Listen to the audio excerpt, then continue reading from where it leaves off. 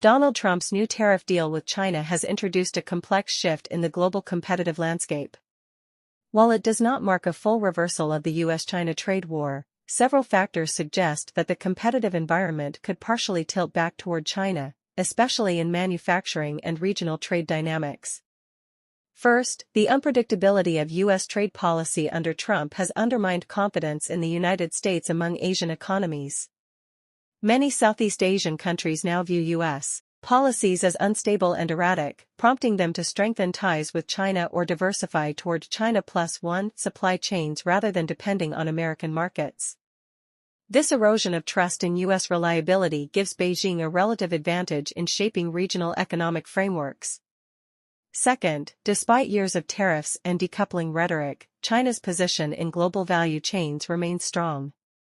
Studies show that U.S. import patterns have shifted toward ASEAN nations such as Vietnam and Malaysia, but these economies are still heavily linked to Chinese upstream production networks. As a result, China indirectly retains influence over a significant share of global manufacturing flows.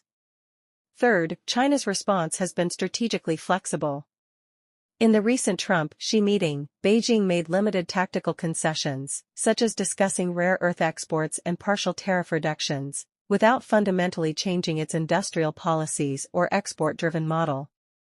This allowed China to stabilize its external environment while preserving long-term structural advantages. However, the tilt toward China is not absolute. U.S. tariffs on Chinese goods remain historically high, maintaining a significant trade barrier. Moreover, the underlying structural issues, industrial overcapacity, state subsidies, and export dependence, remain unresolved and could invite new countermeasures from the United States or its allies.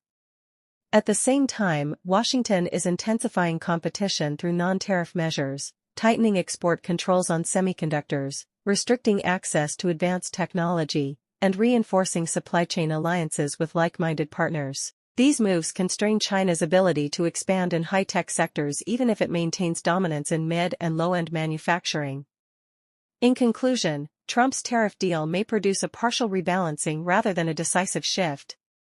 China could gain short-term advantages in regional supply chains and manufacturing stability, while the United States continues to dominate in technology, finance, and strategic regulation. The real outcome will depend on how both governments manage the next phase, whether the truce evolves into structural cooperation or reignites another cycle of economic confrontation.